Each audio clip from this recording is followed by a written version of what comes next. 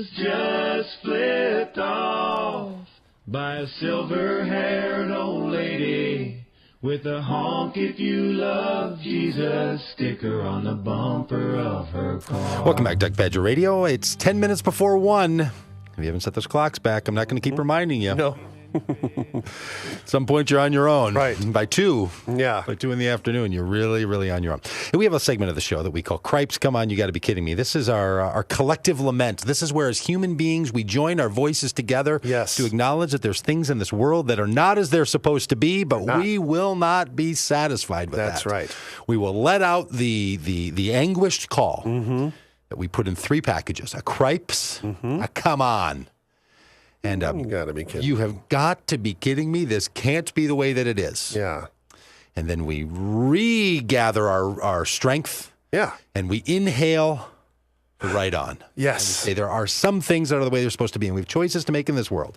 Will we live as those who only complain about the way things are? Or will we do something to make the world that we want? But first, the lament. But you got to lament, because if you don't lament, then you're just looking greedy. Yes. Right? Then you're just begging for more. Right. If you don't say things aren't right, then you're just like, hey, can I get a refill?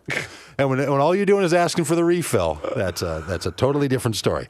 So we ask around. We try to come up with these, and people let us know all the time. Yeah. So I got a communication from a listener. A listener in sunny California. Oh, yeah, like they got a lot to complain about. That's what I'm getting at.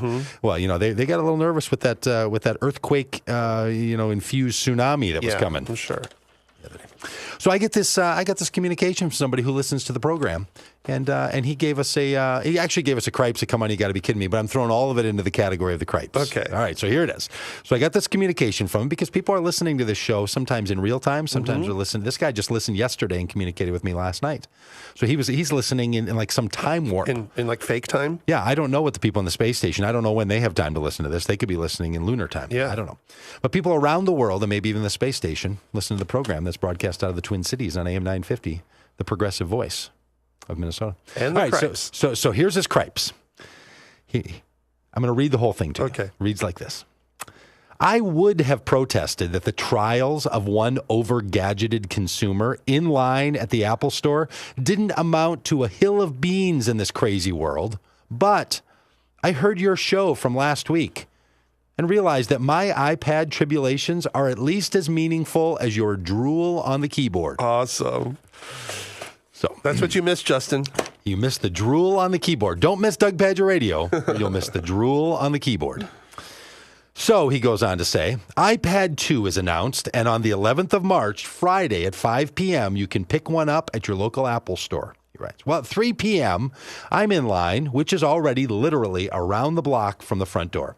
Nice Apple employees are handing out water bottles, loaning umbrellas to keep the sun out, because this is California. Oh, my. And there are news trucks and people selling Girl Scout cookies, and maybe 20 different people through the afternoon walking by the line with their iPhone videos running so that they could post mocking YouTube videos on Facebook. I didn't care because in a few hours, I would have an iPad 2. Their little phones would be stuck with their Facebook friends commenting, why didn't you get in line? I hear those things are so cool. Did you hear that Michael Toy got one? And I wish I was him. Yeah. Well, so at 5:03, the line finally starts moving. As I'm about 1/3 of the way toward the front door, they begin announcing which models they have run out of. It immediately becomes clear that the particular model that I want is the least popular one. So I'm feeling confident. The line inches forward. I'm almost to the end of the block. It's roughly 6:20. Over 3 hours I've waited in line when some new official-looking Apple employee begins moving out from the front of the line toward the back. They ask each person which model it is that they want to buy, and then they tell them if they have any of those available, and you can go to the front.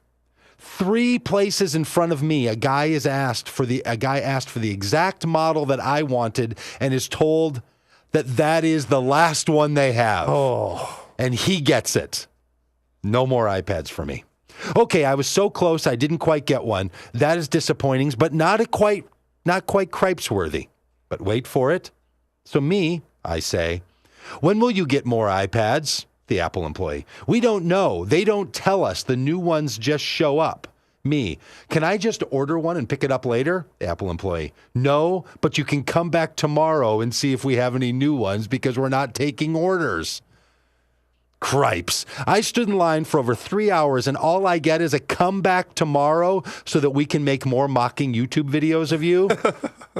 It really helps our PR. Then my friend Adam, who used to work for Apple, posted on my Facebook. When I worked at the Apple store, we turned people away for iPhones. We still had more in the back. I'm not sure why. It's just the Apple way. Oh, come on.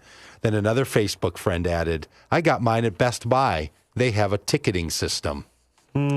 Cripes. So Michael Toy lays out a cripes for all the rest of us because sometimes you follow the rules. Sometimes you do what you're supposed to do. Sometimes when the people who are making the product tell you how you can get one, you get shorted anyway.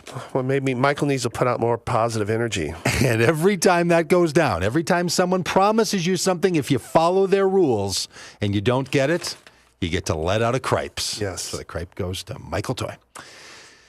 The come on. Very simply, one sentence. The National Football League suggesting a strike. Yeah. Come on. Mm-hmm. Millionaires arguing with millionaires. Yeah. In a failing economy. Come on. No more to say. The you got to be kidding me? Yeah. Goes to me. Okay. What'd you do? Here's what I did. I went to buy a pair of jeans. I was trying to find a pair of black jeans, button fly black jeans.